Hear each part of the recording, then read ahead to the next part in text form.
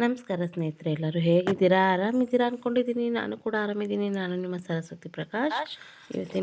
ಇವತ್ತಿನ ವ್ಲಾಗಲ್ಲಿ ಏನಪ್ಪ ಇರುತ್ತೆ ಅಂತ ಅಂದರೆ, ನಮ್ಮೂರಲ್ಲಿ ದೇವಸ್ಥಾನ ಓಪನಿಂಗ್ ಅಂತ ಹೇಳಿದ್ನಲ್ಲ, ಆಗ ಅಂತರಘಟ್ಟಮ್ಮ ದೇವಸ್ಥಾನ ಓಪನಿಂಗ್ ಮಾಡ್ತಾಯಿದ್ದಾರೆ ನೋಡಿ. ಇದು ನಮ್ಮ ಅಂತರಘಟ್ಟಮ್ಮ, ನಮ್ಮ ದೇವಸ್ಥಾನದ್ದು.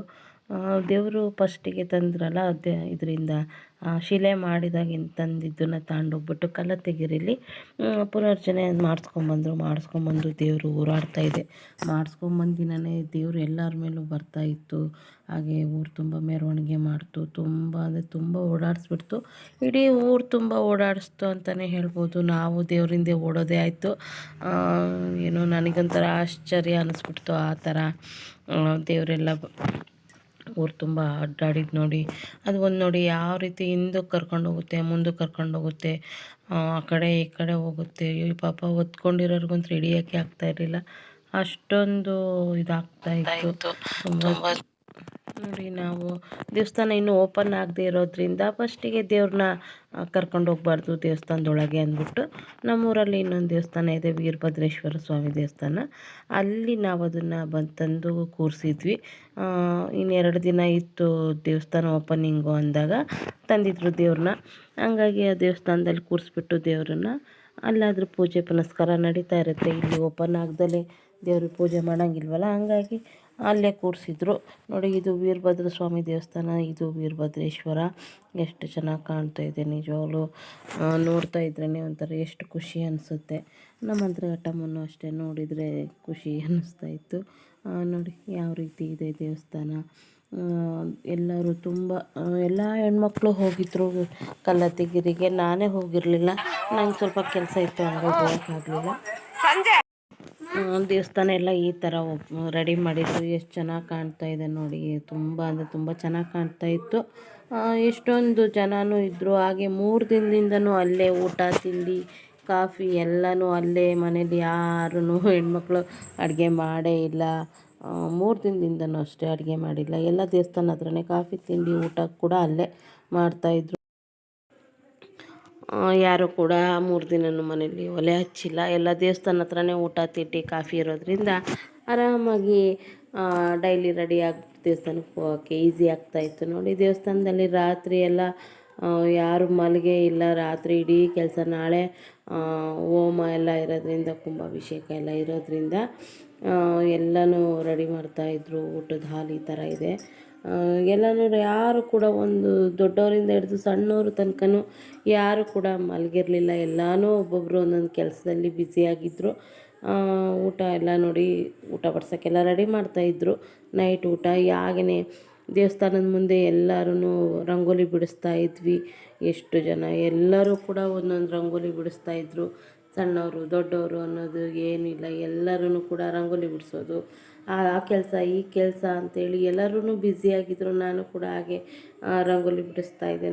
ನನ್ನ ಕೈಲಾದಿದ್ದನ್ನು ನಾನು ಮಾಡ್ತಾಯಿದ್ದೆ ನೋಡಿ. ನಾನು ಕೂಡ ಈ ಥರ ರಂಗೋಲಿ ಬಿಡಿಸ್ತಾ ಇದ್ದೆ. ತುಂಬ ಚೆನ್ನಾಗಿತ್ತು. ಹಾಗೆ ಎಲ್ಲರೂ ಪ್ರೈಸ್ ಕೊಡ್ತೀವಿ, ಚೆನ್ನಾಗಿ ಬಿಡಿಸ್ರಿ, ಹಂಗೆ ಹಿಂಗೆ ಅಂತೆಲ್ಲ ತಮಾಷೆ ಮಾಡ್ತಾಯಿದ್ರು. ಹಾಗಾಗಿ ಎಲ್ಲರೂ ಖುಷಿಯಾಗಿ ಕೆಲಸ ಮಾಡ್ತಾಯಿದ್ರು. ಇಷ್ಟು ಕೆಲಸ ಮಾಡ್ತಾಯಿದ್ರು. ಇಷ್ಟೊಂದು ನಿದ್ದೆ ಇಲ್ಲ 3 ದಿನದಿಂದ. ಯಾರಿಗೂ ಕೂಡ ನಿದ್ದೆ ಇಲ್ಲ. ಹಾಗೆ ಇಡೀ ದಿನ ಎಲ್ಲರೂ ಒಂದೊಂದು ಕೆಲಸದಲ್ಲಿ ಬ್ಯುಸಿ ಇದ್ದು ಸುಸ್ತಾಗಿದ್ದರೂ ಕೂಡ ಯಾರೂ ಕೂಡ ಬೇಜಾರೇ ಇಲ್ಲ. ಎಲ್ಲರೂ ಆ್ಯಕ್ಟಿವ್ ಆಗಿ ನಗ್ನಗ್ತಾ ಕೆಲಸ ಮಾಡ್ತಾಯಿದ್ರು. ಇದೆ ಅಲ್ವಾ, ಎಲ್ಲರೂ ಸೇರಿ ಕೆಲಸ ಮಾಡ್ತಿದ್ರೆ ಆ ಖುಷಿಲಿ ಯಾವುದು ಗೊತ್ತೇ ಆಗೋಲ್ಲ. ಒಗ್ಗಟ್ಟಿದ್ರೆ ಎಲ್ಲನೂ ಚೆನ್ನಾಗೇ ಇರುತ್ತೆ ಅಂತ ಹೇಳ್ಬೋದು. ಕೆಲವೊಂದು ಟೈಮ್ ಎಲ್ಲರ ಮನಸ್ಸಲ್ಲೂ ಮನಸ್ತಾಪ ಅಂತ ಇದ್ದೇ ಇರುತ್ತೆ. ಅದ್ರ ಬಗ್ಗೆ ಬೇಡ ತಲೆ ಕೆಡಿಸ್ಕೊಳ್ಳೋದು ಅಂತೀನಿ. ಎಲ್ಲರೂ ಸೇರಿದಾಗ ಖುಷಿಯಾಗಿ ದೇವ್ರ ಕಾರ್ಯಕ್ರಮದಲ್ಲಿ ನಾವು ಪಾಲ್ಗೊಳ್ಳೋದೇ ಇಂಪಾರ್ಟೆಂಟ್ ಅಂತ ನಾನು ಹೇಳ್ತೀನಿ. ನಾನು ಕೂಡ ನೋಡಿ ಈ ಥರ ರಂಗೋಲಿ ಬಿಡಿಸ್ತಾ ಇದ್ವಿ. ಅಲ್ಲೆಲ್ಲ ಬಿಡಿಸ್ಬಿಟ್ಟು ಮತ್ತೆ ದೇವಸ್ಥಾನದಿಂದ ಬರೋದು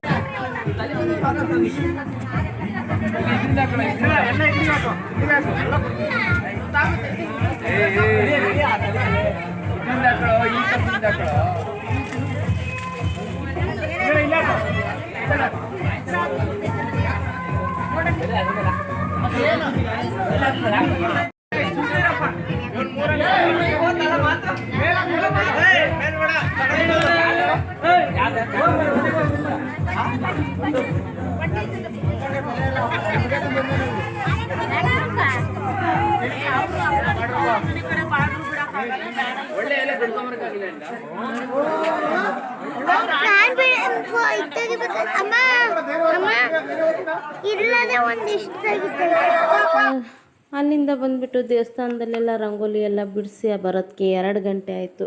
ಅಲ್ಲಿಂದ ಬಂದು ನಾನು ಮನೆ ಹತ್ರ ಎಲ್ಲ ತೊಳೆದು ಸಾರಿಸಿ ಸಗಣಿ ಎಲ್ಲ ಬಳಿದ್ಬಿಟ್ಟು ನಾನು ರಂಗೋಲಿ ಹಾಕೋ ಅಷ್ಟೊತ್ತಿಗೆ ಬೆಳಗ್ಗೆ ಆಗೋಯಿತು ನೋಡಿ. ನಾನು ಈ ರಂಗೋಲಿ ಹಾಕಿದ್ದೀನಿ, ಯಾವ ರೀತಿ ಇದೆ ಅಂತ ಕಮೆಂಟ್ ಮಾಡಿ. ಇಷ್ಟ ಆದರೆ ದಯವಿಟ್ಟು ಸಬ್ಸ್ಕ್ರೈಬ್ ಮಾಡ್ಕೊಳ್ಳಿ, ಲೈಕ್ ಮಾಡಿ, ಶೇರ್ ಮಾಡಿ. ನಿಮ್ಮ ಸಪೋರ್ಟ್ ನಂಗೆ ತುಂಬ ಇಂಪಾರ್ಟೆಂಟ್ ಅನಿಸುತ್ತೆ ನೋಡಿ. ಈ ಥರ ಯಾವ ರೀತಿ ಕಾಣ್ತಾ ಇದೆ ನಮ್ಮ ಏರಿಯಾ ಅಂತ ನೋಡಿ. ತುಂಬ ಅಂದರೆ ತುಂಬ ಚೆನ್ನಾಗಿ ಕಾಣ್ತಾ ಇದೆ. ಪ್ರತಿಯೊಬ್ಬರು ರಂಗೋಲಿ ಹಾಕ್ಬಿಟ್ಟು ಎಲ್ಲ ಮಲಗಿಬಿಟ್ಟಿದ್ರು. ಅದ್ರಲ್ಲಿ ನಾವೊಂದು 3 ಜನ ಮಾತ್ರ ನೋಡಿ ಯಾವ ರೀತಿ ರಂಗೋಲಿ ಹಾಕಿದ್ದಾರೆ. ಎಲ್ಲರೂ ಬೇಗನೆ ಹೋಗಿ ಮಲಗಿಬಿಟ್ರು. ನಾನು ಸ್ವಲ್ಪ ದೊಡ್ಡ ರಂಗೋಲಿ ಹಾಕ್ತಾ ಕೂತ್ಬಿಟ್ಟೆ. ಹಂಗಾಗಿ ಇದೇ ಬೆಳಗ್ಗಿನ ತನಕ ಆಯಿತು.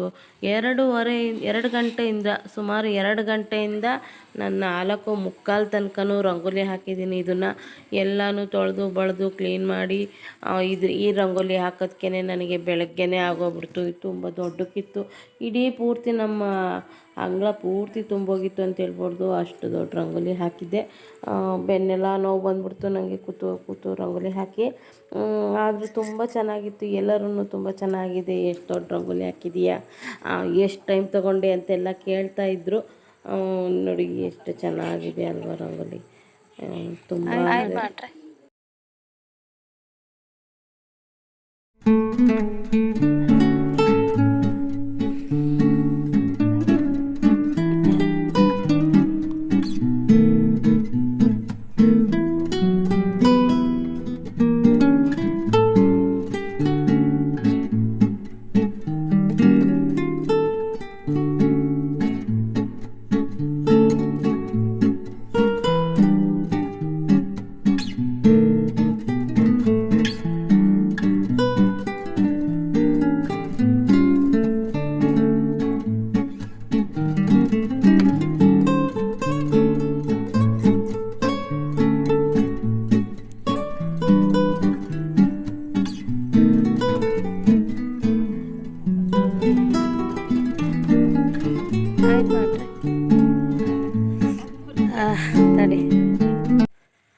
ನೋಡಿ ಸ್ನೇಹಿತರೆ, ನಮ್ಮೂರಲ್ಲಿ ಅಂತರಘಟ್ಟಮ್ಮ ದೇವಸ್ಥಾನ ಓಪನಿಂಗ್ ಇದೆ. ಹಂಗಾಗಿ ನಾವು ಈ ಥರ ಎಲ್ಲ ಡೆಕೋರೇಟ್ ಮಾಡಿದ್ದಾರೆ, ಲೈಟ್ ಅಲಂಕಾರ ಎಲ್ಲ ಮಾಡಿದ್ದಾರೆ.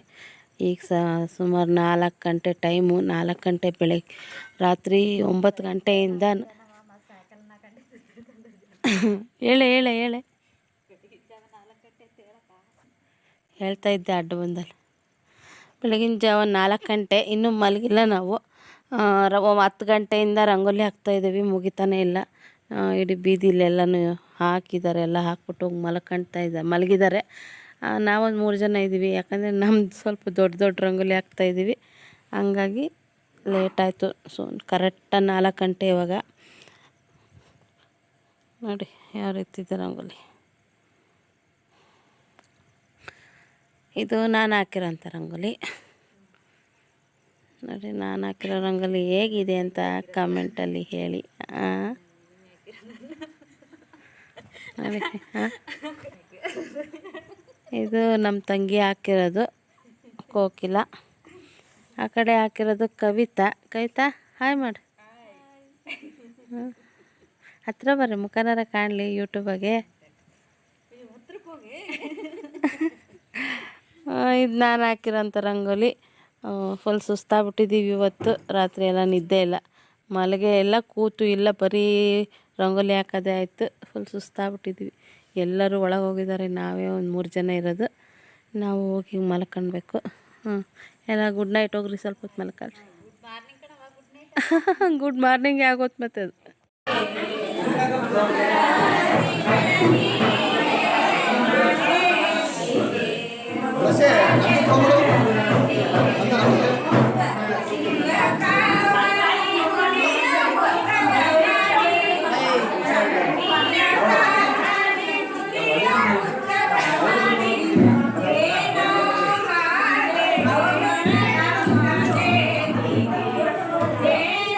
ಇಲ್ಲ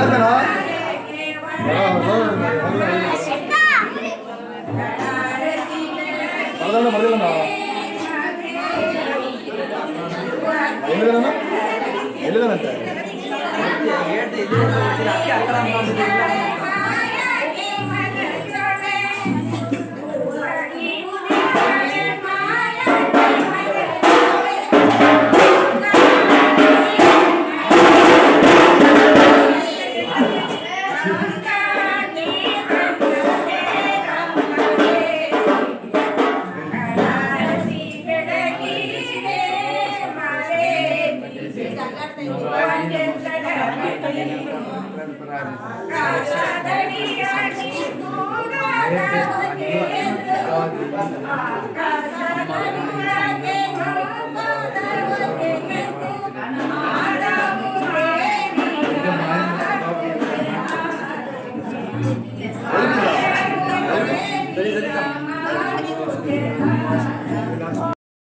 ಸಂಜೆ ದೇವ್ರನ್ನ ನಾವು ತಂದು ಮತ್ತೆ ನಮ್ಮ ದೇವಸ್ಥಾನದ ಓಪನಿಂಗಿಗೆ ನಾವು ದೇವ್ರ ತರೋಕ್ಕೆ ಅಂತ ಹೋದ್ವಿ.